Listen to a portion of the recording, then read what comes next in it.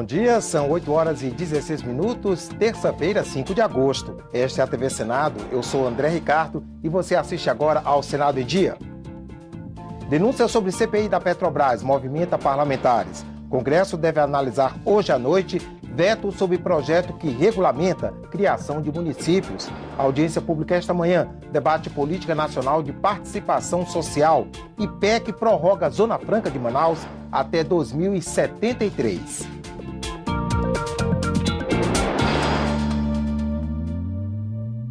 A CPI do Senado, que investiga a Petrobras, tem reunião amanhã. Mas desde o fim de semana, uma reportagem da revista Veja provoca a movimentação de parlamentares da base do governo e da oposição. A denúncia é de que depoentes teriam recebido as perguntas antes de serem ouvidos na comissão de inquérito. O advogado da empresa e uma terceira pessoa não identificada. Segundo a reportagem, eles discutem as perguntas que o relator da CPI, senador José Pimentel, faria aos depoentes. Ainda de acordo com a revista Veja, a conversa revela um gabarito de respostas a ser repassado antecipadamente à presidente da Petrobras, Graça Foster, ao ex-presidente Sérgio Gabrielli e ao ex-diretor da área internacional, Nestor Cerveró.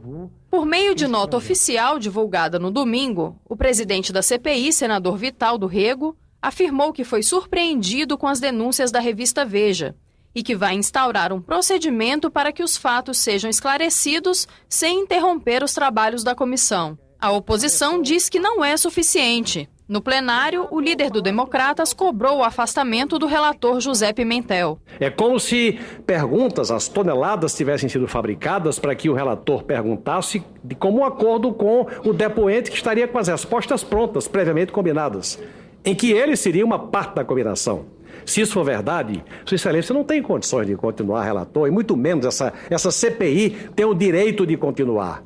Parlamentares do Democratas e do PSDB também querem que a Polícia Federal, o Ministério Público e o Conselho de Ética do Senado investiguem o caso. Em tese, os senadores Pimentel e o senador Delcídio praticaram crimes de falso testemunho, de quebra do sigilo funcional e também de advocacia administrativa.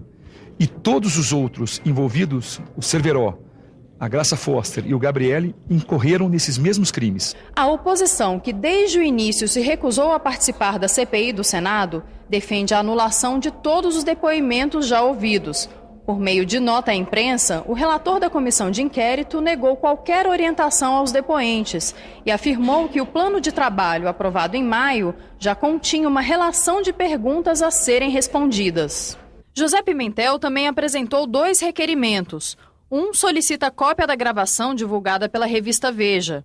O outro pede a abertura de sindicância para verificar a denúncia de que servidores da liderança do PT no Senado teriam participado da combinação de perguntas.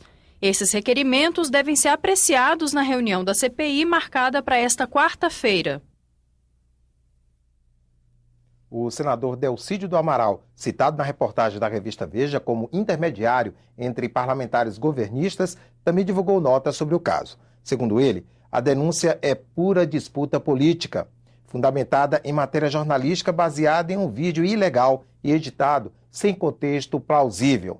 Na nota, o senador salienta que não participa das CPIs da Petrobras em andamento no Congresso. Além da comissão de inquérito do Senado, a segunda CPI, formada também por deputados, se reúne amanhã. Está prevista para hoje à noite a análise pelo Congresso do veto da presidente Dilma Rousseff ao projeto que regulamenta a criação de municípios. Como alternativa ao texto, o governo apresentou uma nova proposta que agora depende da votação final do Senado. São 18 anos em análise no Congresso. Em 2013, os parlamentares aprovaram uma proposta que regulamenta a criação de municípios, vetada pela presidente Dilma Rousseff. Ela justificou que a nova lei aumentaria os gastos públicos. Haver uma proliferação muito grande de municípios e, com isso, se criarem novamente municípios economicamente inviáveis e que vão dividir mais ainda o bolo do FPM, do Fundo de Participação dos Municípios. Porque o problema não é nem só o recurso do Fundo de Participação dos Municípios. O problema também é o aumento do gasto público. Porque aí você tem mais um prefeito, mais uma Câmara Municipal, mais uma estrutura administrativa municipal, então há um temor de que isso eleve muito o gasto público. E não seriam poucos os novos municípios. Segundo o Instituto de Pesquisa Econômica Aplicada, o IPEA, hoje 475 distritos querem se emancipar. Desses, 397 possuem as condições estabelecidas no texto vetado. Para a Confederação Nacional dos Municípios, alguns casos devem ser analisados com atenção, como o de Castelo de Sonhos, no Pará, que fica a mais de 1.000 quilômetros de distância da sede, Altamira. No Brasil, no nosso ver, ainda há espaço para a criação de municípios, principalmente no norte. Há regiões ainda, espaços muito grandes que até seria obrigatório a criação e a presença do Estado. Sob a ameaça de derrubada do veto, o governo negociou com os parlamentares uma nova proposta para a criação de municípios. A principal diferença é a exigência um pouco maior de população mínima. Quer dizer, foram elevados os quantitativos de população mínima para se poder criar os novos municípios, o que já restringe um bocado. E também na questão dos estudos de viabilidade. Realmente o projeto vetado ele era um pouco mais genérico na questão dos estudos de viabilidade municipal, esses estudos técnicos sobre se o município é ou não economicamente viável. O projeto foi modificado na Câmara. De acordo com o texto aprovado pelos deputados, a criação de municípios vai depender de estudo de viabilidade feito pelo governo estadual, consulta prévia por meio de plebiscito às populações envolvidas e aprovação nas assembleias legislativas. Também há exigências de tamanho da população da nova cidade. Nas regiões Norte e Centro-Oeste, no mínimo 6.000 habitantes. No Nordeste, 12.000. E no Sul e Sudeste, 20.000 habitantes. A proposta agora depende de votação final pelos senadores, marcada para esta terça-feira. O projeto ele é moralizador, eu diria que é um marco regulatório para a criação de município, não fica só ao bel prazer dessa Assembleia Legislativa, a Assembleia tem que cumprir essas regras. Mas o líder do governo no Congresso não acredita que a votação seja rápida. Por tratar de lei complementar que exige quórum qualificado, a leitura nossa que também ficará para após o processo eleitoral. Confira agora a agenda das comissões do Senado para amanhã desta terça-feira. A Comissão de Constituição e Justiça sabatina Maria Helena Malman para o cargo de ministra do Tribunal Superior do Trabalho. A Comissão de Meio Ambiente e Defesa do Consumidor analisa projetos, entre eles o que obriga escolas a fornecerem a lista de material pelo menos 45 dias antes da data final para a matrícula.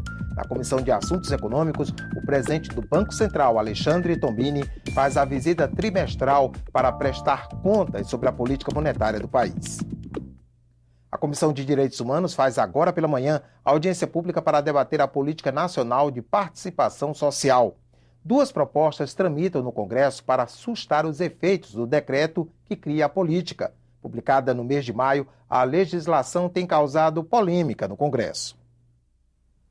O decreto presidencial reforça a participação popular na administração pública federal. Ministérios, agências e demais órgãos governamentais terão que levar em conta as opiniões de conselhos compostos pela sociedade civil. Atualmente, esse decreto traz instâncias e mecanismos de participação que já existem há décadas no Brasil. Por exemplo, o Conselho de Saúde, que já é deliberativo, faz 20 anos que existe. Então, o que ele veio foi legitimar essas ações e nada de novo. O texto estabelece diversas instâncias para que os cidadãos ingressem no processo decisório. Conselho de Políticas Públicas, um colegiado permanente com papel diretor, Comissão de Políticas Públicas, que tem objetivo específico e prazo de funcionamento, Conferência Nacional, discussão de diretrizes em áreas temáticas por meio de debates, Ouvidoria Pública Federal, para atender reclamações, denúncias e sugestões, mesa de diálogo, debate e negociação com participação do governo e da sociedade civil, fórum interconselhos, espaço de diálogo entre conselhos e comissões de políticas públicas, audiência pública, consulta pública e ambiente virtual de participação social. Para este consultor do Senado, o governo deveria ter enviado um projeto de lei para regulamentar a participação popular no Poder Executivo. Criação de política nacional, em princípio, é matéria de lei que nós chamamos de lei em sentido formal. O decreto é uma norma jurídica secundária, ele está abaixo da Constituição e abaixo da lei. A lei, no caso, é a lei que trata da organização da Presidência da República. Se o decreto se detivesse nisso, se ele apenas tratasse da organização e do funcionamento da Presidência da República e dos ministérios, não teria havido nenhum problema. 2 projetos de decreto legislativo tramitam no Congresso para assustar os efeitos da legislação que cria a Política Nacional de Participação Social. Um deles aguarda votação no plenário da Câmara. O outro está sob análise do Senado e é de autoria do senador Álvaro Dias. Enquanto nós não aprovarmos aqui um projeto de decreto legislativo para assustar os efeitos do decreto presidencial, ele está vigorando. E é um retrocesso. Não contribui para aprimorar o regime democrático. Esse é um decreto que é um absurdo. Ela quer tirar toda a autoridade do Congresso. Você não tem necessidade do Congresso legislar. Se vai escolher o momento que vai fazer a lei, qual o decreto, o que vai ser votado. Isso é um absurdo. O importante é dizer que ali não há nenhuma novidade, apenas houve uma sistematização de mecanismos de participação que já existem e que de nenhuma forma agridem a soberania, a autonomia e a independência do poder legislativo.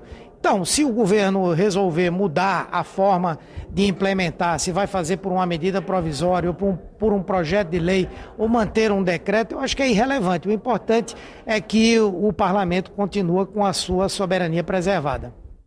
Outras 2 comissões se reúnem na manhã desta terça-feira. A Comissão de Ciência e Tecnologia analisa, entre outros itens, o projeto que institui a Lei Geral das Antenas. O texto unifica as regras para a instalação de torres. Entre os itens na pauta da Comissão de Educação está o que convoca plebiscito para consultar o eleitorado nacional sobre a transferência para a União da responsabilidade sobre a educação básica. A proposta de emenda à Constituição que prorroga o funcionamento da Zona Franca de Manaus até 2073 será promulgada hoje pelo Congresso Nacional. O texto foi aprovado pelo plenário e antes passou pela Comissão de Constituição e Justiça. A Zona Franca de Manaus foi criada em 1967 para incentivar o desenvolvimento do Amazonas. As empresas que ali se instalam recebem isenção de impostos. A Constituição de 88 fixou em 25 anos o funcionamento do polo econômico. No ano passado, houve prorrogação por 10 anos. A proposta aprovada pelos senadores prorroga os benefícios fiscais por 50 anos, ou seja, até 2073. O objetivo é dar mais segurança aos investidores. O Polo Industrial de Manaus reúne cerca de 600 empresas de alta tecnologia nos segmentos eletrônico, de informática, de produção de veículos de 2 rodas, por exemplo. Essas empresas geraram em 2013 cerca de 113 mil empregos diretos. A Zona Franca de Manaus, portanto, cumpriu seu papel, é importante hoje para o Amazonas e para o Brasil. A prorrogação recebeu o apoio de senadores de todas as regiões do país. Muitos destacaram o papel da Zona Franca de Manaus na preservação da floresta amazônica. Eu sou um senador por São Paulo, mas senador por São Paulo é senador pelo Brasil também. São Paulo só vai bem quando o Brasil vai bem. E a Zona Franca é um instrumento de desenvolvimento para o nosso país. Não fosse esse polo industrial, não fosse a Zona Franca de Manaus, esses trabalhadores, essas famílias, enfim, a sociedade teria que buscar como fonte de vida a floresta amazônica. Portanto, a Zona Franca de Manaus representa uma estratégia, representa uma ferramenta de preservação da nossa biodiversidade. Cientificamente está comprovado que a floresta amazônica desempenha um papel importante na captura de gases de efeito estufa. Então eu quero aqui dizer da alegria, presidente, que nós temos, o Amazonas, principalmente o Brasil, uma alegria que chega a ser uma emoção que sai lá do fundo do coração. Porque a nossa vida, os nossos empregos, tudo depende da Zona Franca de Manaus. Ficamos por aqui. No decorrer do dia você acompanha outras informações nos boletins do Senado Agora. Enquanto isso, continue assistindo a nossa programação.